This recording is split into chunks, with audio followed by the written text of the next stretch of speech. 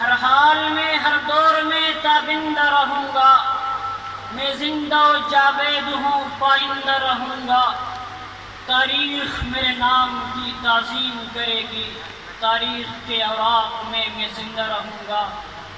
معزز سامعین اور میرے ہم سفر، ہم مشن، ہم مکتب ساتھیوں، السلام علیکم ورحمۃ اللہ۔ میں جب تاریخ کا مطالعہ کرتا ہوں تو خود کو کئی برس پیچھے محسوس کرتے ہوئے دیکھتا ہوں۔ میں دیکھتا ہوں کہ عزم و یقین کی تصویر، شہیدوں کی لہو سے لکھی گئی تحریر، قائد کی انتھک محنت کی تصویر، اقبال کے خواب کی تعبیر، میرا پاکستان لہو لہان جب ظلم و ستم کے شکنجوں کو توڑ کر دنیا کے نقشے پر روشنی بن کر ابھرتا ہے تو چند لوگ جل کر کہتے ہیں چند ماہ و سال سے زیادہ جم نہ پائے گا، دنیا کے نقشے سے غائب ہو جائے گا۔ لیکن آج تاریخ یہ منظر دیکھتی ہے کہ ہم اللہ کے فضل و کرم سے نہ صرف قائم و دائم ہے بلکہ ہم نے اپنی جدوجہد سے یہ ثابت کر دیا ہے کہ جب اپنا قافلہ عزم و یقین سے نکلے گا، جہاں سے چاہیں گے راستہ وہیں سے نکلے گا۔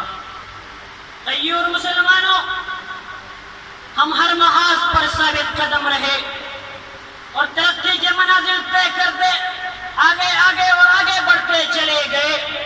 ہم جرت و بہادری میں ٹیپو سلطان حیدر بنے، ولید کی تلوار بنے، فاروق کی للکار بنے، ہم شاعری میں شیرازی بنے، ہم نغمہ گری میں فردوسی بنے، ہم نغمہ گری میں فردوسی بنے، ہم ساز بنے تو بلے شاہ، ہم سوز بنے تو وارث شاہ، ہم عقل بنے تو شاہ لطیف، ہم بت بنے، ہم رقص بنے، ہم سچل سرمست بنے، ہم قائد کے سپاہ سالار بنے اور دشمن کے للکار بنے۔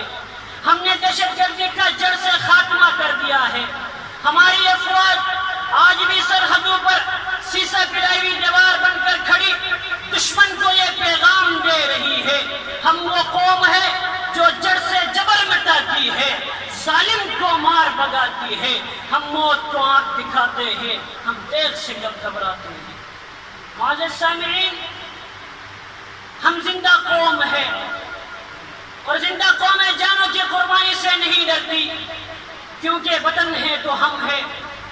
پاکستان وہ وطن نہیں جو اس کے بسنے والوں کو وراثت میں ملا ہو، بلکہ پاکستان کی بنیادیں استوار کرنے کے لیے متحدہ ہندوستان کے مسلمانوں نے بہت مشکل مراحل عبور کیے ہیں۔ اتنی گراں تخلیق کا اندازہ وہی لگا سکتا ہے جس نے تعمیر پاکستان میں اپنا تن من دھن لٹایا ہو، بہن بھائی اور بیوی بچوں کی قربانی کی ہو، عزیز و اقارب سے جدا ہوا ہو۔ حصول پاکستان کے لیے لاکھوں مسلمانوں نے جان شہادت نوش کیا ہے۔ کتنی ماؤں کے سامنے ان کے بچوں کو بے دردی سے قتل کر دیا گیا، کتنے پاک دامنوں نے نہروں اور کنوؤں میں ڈوب کر پاکستان کی قیمت ادا کی، کتنے بے بسوں کے سامنے ان کے خاندانوں کو مکانوں میں بن کر کے نظر آتش کر دیا گیا، کتنے بچے یتیم ہو گئے اور ساری عمر اپنے والدین کے لیے ترستے رہ گئے۔ معزز سامعین، اب ضرورت اس ثمر کی ہے کہ ہمیں اپنے وطن کو ترقی کے منازل تک پہنچانا ہوگا۔ ہمیں اپنے آباء و اجداد کے قراردادوں اور ان کی قربانیوں کی راج رکھنی ہوگی۔ ایک دوسروں کے ساتھ الفت و محبت سے متحد رہنا ہوگا، بغیر کسی اختلاف کے اپنے وطن کو ترقی کے منازل تک پہنچانا ہوگا۔